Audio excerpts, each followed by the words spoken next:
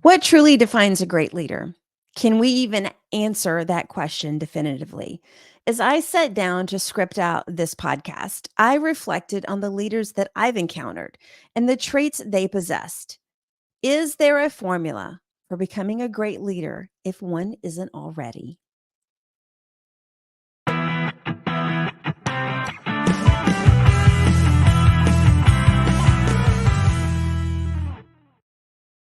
Leadership is a curious thing, isn't it? Welcome back to the Sandy Adams Show. This is where we talk about life, business, all the messy in between things, what we learn, what we need to learn, how we reflect on everything that we've already done, and how we become better people. So today's topic is on leadership. And as I said, leadership is a curious thing, isn't it? It's hard to pin down, yet it's so easy to recognize in certain individuals. A true leader doesn't seek the spotlight normally, or at least that's what we believe. Leaders carry a weight on their shoulders, a burden that often seems overwhelming, yet they press on because they feel they're called to do so. We can see leaders all around us from different walks of life and economic backgrounds. Some are wealthy, some are middle class, and some struggle financially. But they all share something in common, as well as their differences. As I asked at the beginning, what truly defines a great leader? Can we even answer that question definitively? As I sat down to script out this podcast, I reflected on the leaders that I've encountered throughout the years and the traits they possessed. Is there a formula for becoming a great leader if one isn't already? Defining leadership is not easy, from what I have come to realize. It's not confined to government or politics or corporate boardrooms. Leaders have existed throughout history in various forms and contexts. For me, President John Quincy Adams, yes, a small relation, his quote resonates deeply with me. If your actions inspire others to dream more, learn more, do more, and become more, you are a leader. Do you agree or not? Drawing from my background in history, because yes, I'm a history nerd, I view leadership holistically. It's more than just a title. Many leaders have never held formal positions, yet they've commanded fellowship. Conversely, some with titles lack influence, while others are led astray. So, how does one step into leadership? I've distilled the qualities of great leaders into 5 broad categories. Let's go through them really quickly and then I'll dive into them better. So, number 1 is integrity. Number 2 is communication. Number 3 is empathy. Number 4 is respect. And number 5 is courage. Now, we can all assume that leaders are not going to have all of these traits at any one time, right? That's a lot. That would be like an incredible human being, right? But let's dive into each one of these and I'll give you an example. Let's start with integrity. This is the cornerstone. It's rooted in honesty and unwavering moral principles. Integrity lies in the core of leadership, and few exemplify this better than Mahatma Gandhi. Throughout his life, Gandhi remained steadfast in his commitment to nonviolent resistance and civil disobedience during India's struggle for independence from British rule. I remember I think I was like a freshman in high school, and I was doing a history project, and I picked Gandhi as one of the people we were doing the project on. And even at that time, he just really, for me, he just kind of stood out as an incredible leader. And he was then going through his starvation and his civil disobedience and really just coming to the forefront of the world. His unwavering adherence to his principles was inspiring, even in the face of adversity. It earned him respect and admiration worldwide. His integrity not only inspired a nation, but it also helped lay the groundwork for peaceful resistance movements around the world. So now let's move into number two, which is effective communication. This is indispensable. It encompasses both verbal and nonverbal cues. And it's about more than just speaking. It's also about listening intently and empathetically. So, as I said, effective communication is a hallmark of great leadership. And few have mastered this art like Oprah Winfrey. Through her talk show, The Oprah Winfrey Show, she connected with audiences on a deep and personal level, tackling a range of topics with empathy, authenticity, and vulnerability. Her ability to convey complex ideas in a relatable manner and create meaningful dialogue drew the audience in and made her a trusted source of inspiration and empowerment for millions worldwide. I mean, who can forget the beef incident, right? She went up against the entire beef council. Number three, which brings us to empathy. A leader's ability to understand and share feelings of others. It's the cornerstone of connection and trust, or I should say, the intersection of connection and trust. Empathy, the ability to understand and share the feelings of others, is a key trait of effective leadership, and it's demonstrated the best by none other than Mother Teresa. Throughout her life, Mother Teresa dedicated herself to serving the poorest of the poor, showing compassion and caring for those in need. Her deep empathy for the suffering of others drove her to establish missions and charities around the world. They provided relief and comfort to countless individuals who faced poverty, illness, and despair. When no one else would take on a project, take on a situation of such dire consequences, Mother Teresa was there to do that. So that brings us to number four. Respect. It follows closely behind. Respect is recognizing the worth and the dignity of every individual, regardless of status or background. Respect for others, regardless of their background or status, is a fundamental aspect of leadership, exemplified by none other than Ruth Bader Ginsburg. As a pioneering advocate for gender equality and women's rights, she fought tirelessly to dismantle discriminatory laws and advance the cause of justice. We saw her unwavering commitment to equality under the law and her respect for the dignity and rights of all individuals earned her admiration as a champion of justice and equality. And finally, there's courage, number five.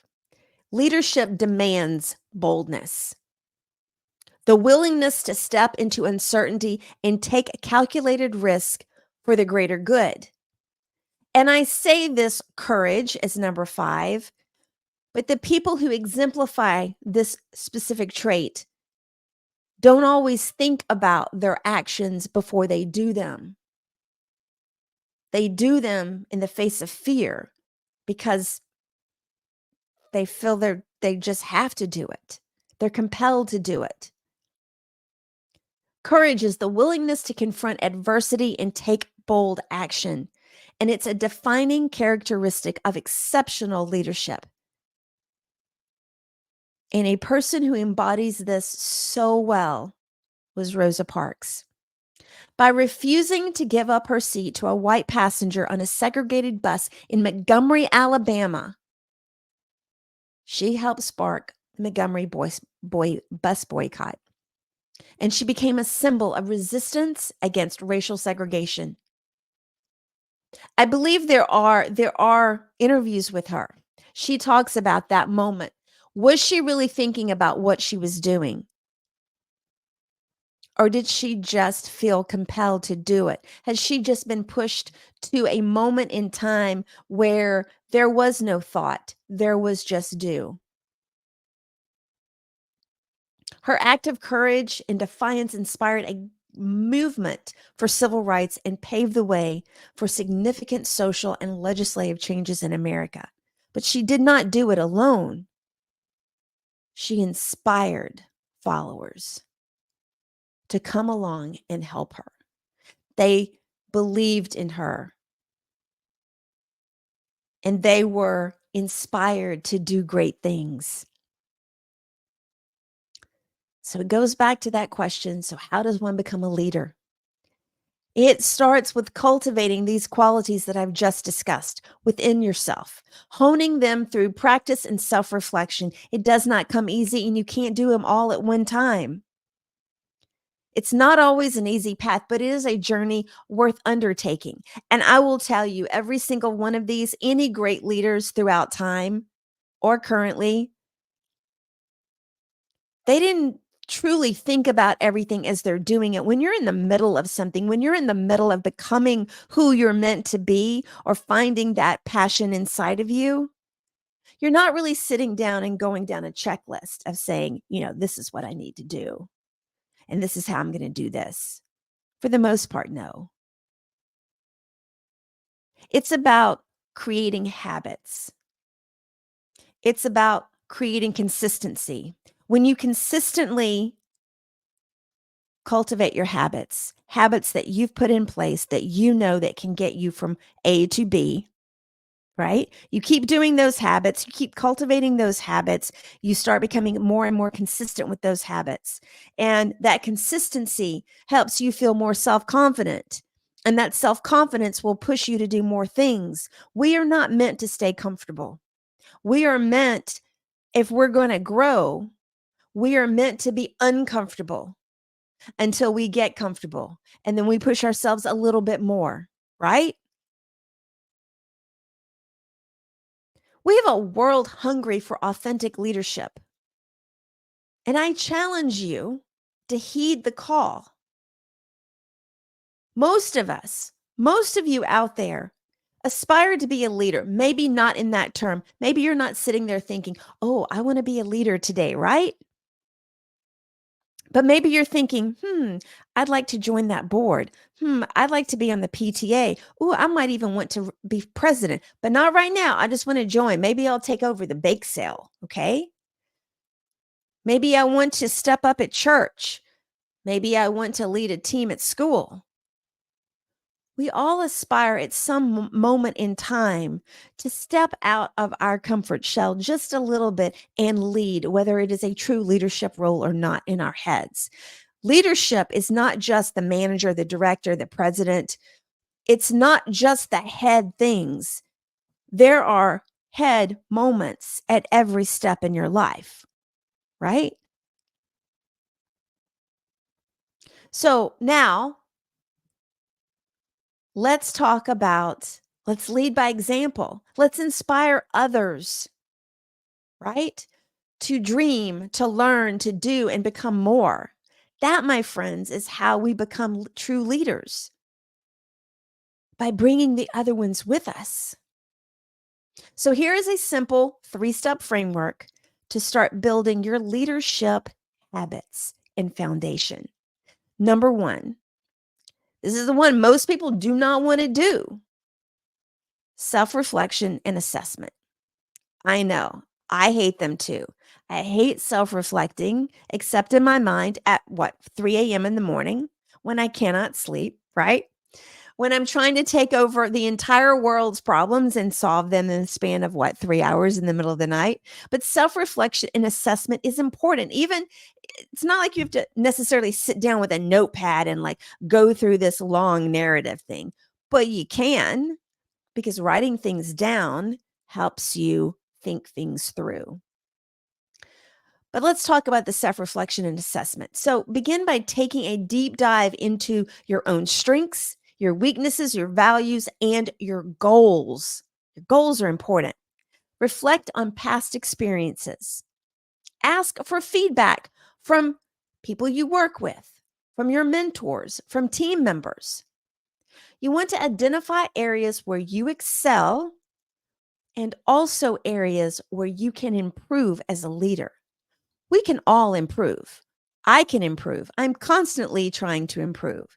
Everybody can improve. It's when we don't think we can improve that we should be worried. So that leads us into number two, continuous learning and development. A strong, effective leader is always learning. You want to commit to lifelong learning and growth. You want to stay updated on industry trends, on leadership best practices, on new technologies, on so many different aspects. The more we learn, the more we grow. Invest in leadership training, workshops, seminars, and coaching programs to enhance your skills and your knowledge. And be open to feedback. Adapt your leadership style based on new insights and experiences. Which leads us into number three, empowering and supporting others. You want to shift your focus from simply managing tasks to empowering and supporting others. In supporting your team members, you want to foster a culture of trust and collaboration and accountability. You want to delegate tasks effectively. You want to make sure your team members are trained efficiently. You want to provide constructive feedback. Make feedback a part of the culture and recognize and celebrate achievements. Just a few weeks ago, I was a keynote speaker at a conference in Houston, Texas for human resources managers. And I was asked to speak on cultivating community and culture, specifically on the LinkedIn platform. And I told them as we stood there, I said, if you take nothing else out of this talk today, out of my presentation, if you only take one thing, that one thing I want you to leave with and put into practice, put into action, is to cheer for your team members, cheer for your employees, praise them and celebrate their achievements when they do whatever it is that they do well. And not just in the privacy of your office. Do it in the staff meetings. Do it on LinkedIn on the company page. Do it in the newsletters or the group emails that go out. Employees want to be recognized for what they do. They want to know that what they do matters.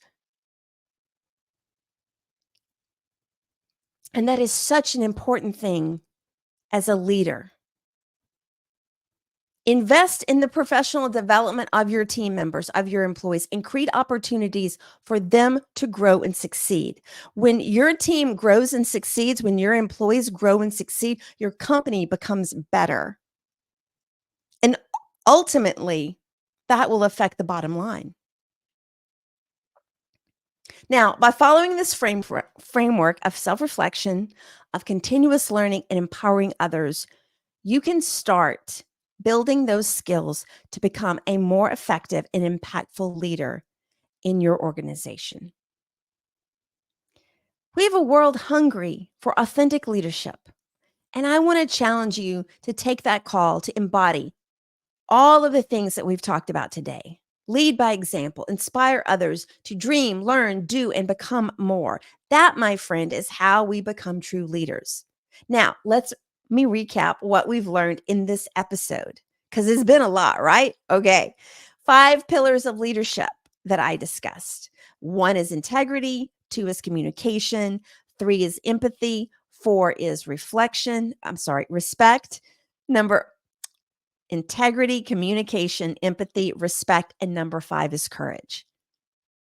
And then I gave you a 3-step framework, and that is to do that self-assessment and reflection. Number 2 was the continuous learning and development, and number 3 was empowering and supporting others. That, my friend, is the start of something beautiful.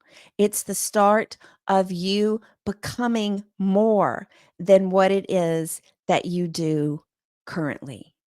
It's a beautiful, beautiful thing, right? Yes, it is. So now I want to say thank you. I want to thank you for listening today. I appreciate each and every one of you. And if you can spare just 60 seconds to head on over to iTunes and give me a 5-star review, it really helps the show get found. That would be Apple Podcasts, not iTunes, right? But go over to Apple, give me a 5-star review, leave your comments. I want to know what you liked, what you didn't like, how we can get better, what subjects you want me to talk about. This show is for you. It's not for me. I want to teach you. I want to empower you. I want to bring you along into everything that I do. And that's what makes it all worthwhile. So until next time, thank you so much for listening to the Sandy Adams Show. Bye. Well, folks, that's it for today. I just want to say thank you so much for listening in today and for the desire to reach beyond what you think is possible.